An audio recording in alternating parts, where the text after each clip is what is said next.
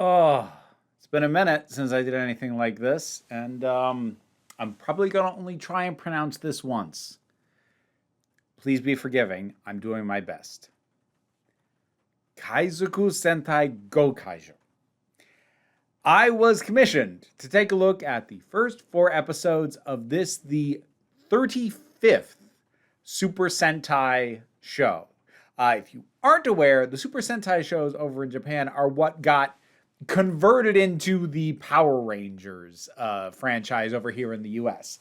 But this is I'm not entirely sure how they worked out. I'm not sure if it's accurate to call it 35th season, but it's the 35th iteration of this sort of thing. And yeah, it's interesting. I haven't talked about this kind of thing much, and it is odd but also entertaining when I get commissioned to take a look at it. A couple years ago, I got commissioned to take a look at the first few episodes of Kamen Rider W, which, for the record, I think I like better than this. But I don't have a ton of experience with this. Like, even with Power Rangers, the American version, I watched a little when I was bored, and, when I had summers at my grandparents. But I was honestly just barely at the upper edge of the age range for when the first season of that came out, and then when later stuff happened, I'm like, I'm too old for this. So I didn't really pay attention. That having been said, the format, for the most part, in terms of a per episode basis of this, definitely holds from what I understand of the genre and the franchise. So this being an anniversary version, because 35th, that's kind of a notable anniversary. There's a fair number of gimmicks bolted onto this one, and like it's gimmicky by its nature. But first of all, let's start with the fact that this actually has backstory and lore, and not just for the villains. So apparently, as a historical note, the other 34 iterations of Super Sentai hero teams did exist. However, they all vanished after they stopped an invasion by this intergalactic empire. Now, the team that we are following, which has, your standard red, blue, green, yellow, pink, I expect they will probably pick up at least one more member, because these things have a tendency to start out as 5 and then go up to 6. But anyways, they are actually not from Earth. They are space pirates. Who are wanted by this same empire. Not like being hunted down top priority, but like there's a reward out for them. They are not particularly liked. They are coming to Earth in search of the greatest treasure in the galaxy, which we have no idea what that is. I assume when you get to the finale, it's friendship. But they are looking for it, and they know that it's on Earth, but they don't know where it is or how to get it. But that's how they end up on Earth and how they end up defending it, because this empire shows up and is starting to occupy Earth, and it doesn't make a priority out of our heroes, but they do want them gone. So the heroes initially are there for completely selfish reasons and end up sort of sticking around, and it's happening bit by bit as the episodes go, at least as far as I got, which again, only first 4 episodes. They are starting to get more of an appreciation for the planet, its people, and like get more of an internal motivation to stay and help defend the planet beyond just the fact that they're not complete jackasses willing to let a planet completely fall apart. Personality wise, like the whole thing is very arch. It is very overblown. There is no such thing as subtlety in any of this. But your 5 character archetypes for our hero team are pretty much what you expect. We have leader, we have stoic badass, we have superficial girl, we have heartfelt loves everyone girl, and we have slightly nerdy, anxious, borderline cowardly guy who is intended, I feel like, to be the comic relief. I didn't find it particularly funny, and I don't really think that that's a cultural barrier. I don't think it was like doing, oh well, like this is a nod to this kind of cultural things. Like, no, most of the jokes were just the other characters hit him. Okay. Maybe it gets better later. I don't know. But that's our initial starting team, and as you would expect, they face off against tons of faceless mooks, and then one inventive monster per episode. And there's like this orbiting armada. So you have your leaders who are sending these things down. It is very much to format. It is exactly, if you know anything about these kinds of shows, and I don't know much, but I knew enough to go, yep, no, that totally tracks with the format. And naturally, pretty much every episode, whoever they fight and have already defeated then gets resurrected and made huge so that they can bust out their robot vehicles and cram them together to make a big robot thing. There is the pirate motif. Their home operation is a spaceship shaped like a pirate ship. And they actually, every single one of them has the same weapon set. Now, like, again, since I don't know a lot about Super Sentai, I don't know if that's something that has happened before.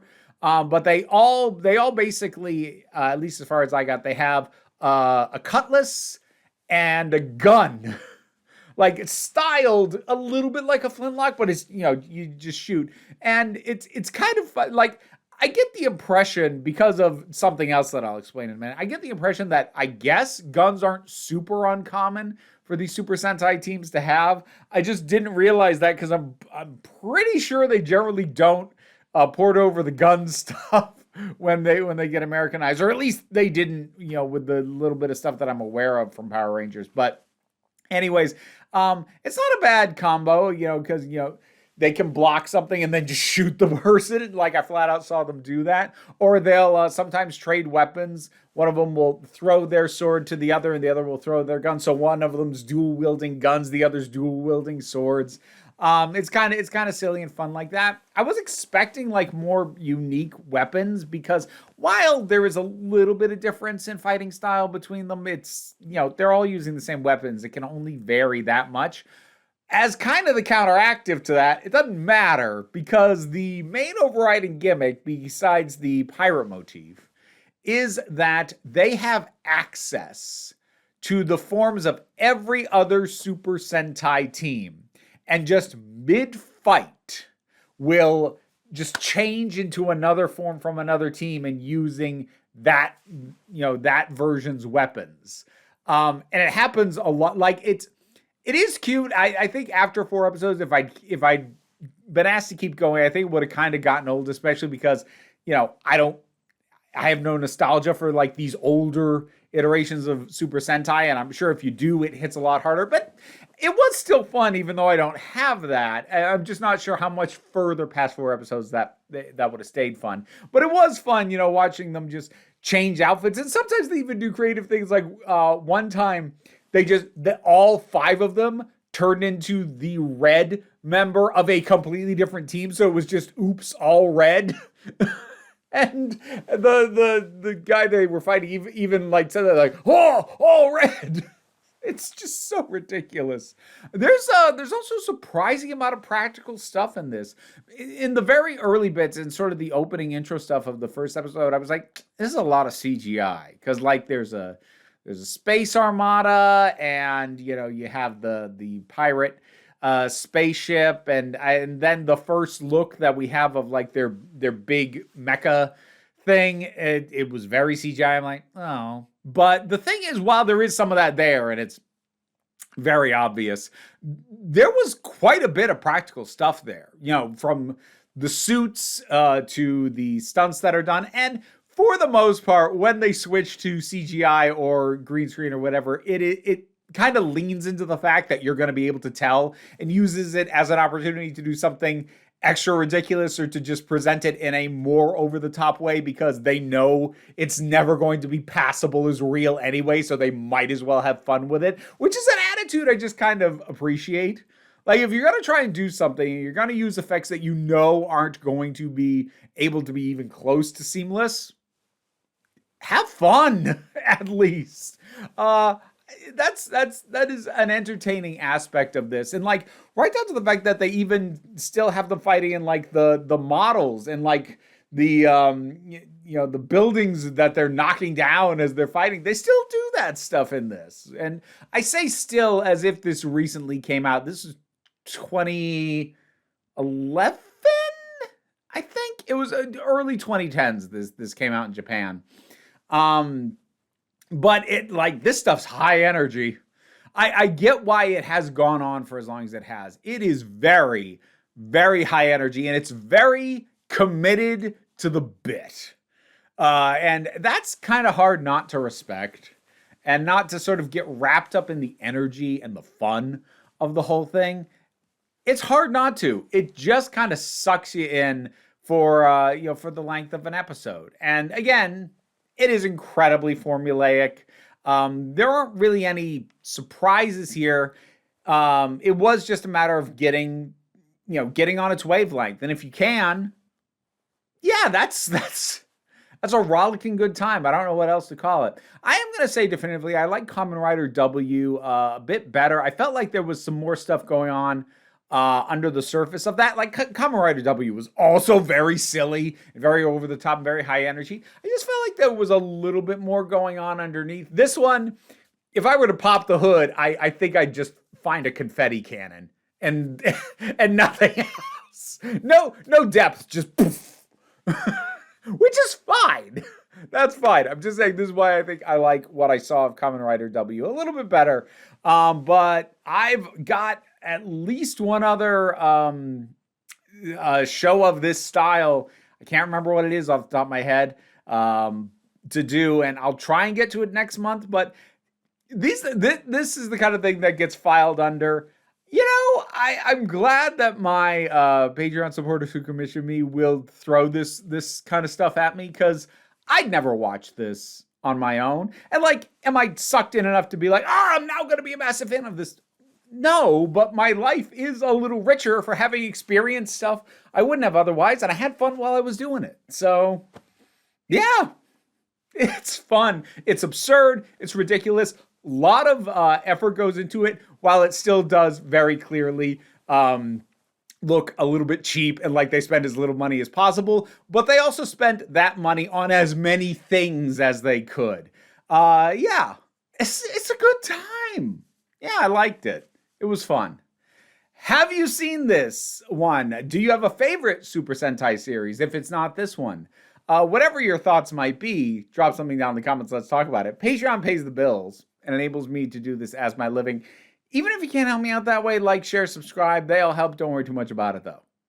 We take a relaxed attitude around here, so you can come on back. Oh, right before I sign off, whoever the announcer voice is on this deserves a raise. He's like all the energy, because every time they do a change to like a different, a member of a different Sentai team, is like this announcement, and I can't like remember. I'm gonna get him on. It's just announced with such vigor. It's like, oh, you know what? I can go over. Like they have their attack move. It's like final wave, and like that's the energy he brings to everything that is said. And like there's always these announcements of the moves and the and the characters and what Sentai they're from. Like, oh, the energy is fantastic. Regardless, don't worry too much about it. We take a relaxed attitude around here, so you can come on back next time you need a break. That was a bad snap. It's better. And now to thank my highest supporting patrons: Robin Moore, Jared Boyce, Zubin Lafula, Auntie Kate 808, Mara G, Angry Casperol, Dave Hall, Oliver B, Mystic Shadow, Sean Miller, Welsh Wrestling Geeks, Melissa Pedersen, Becky Sparks, Twilord, Tracy Scrabbit, Pal Barabajoggle, Magdalena, Sir Didymus is my favorite. And to thank some supporters from the lower tiers, thank you to Wordmaker, Lucy Llewellyn, and Beginner's Mind Podcast.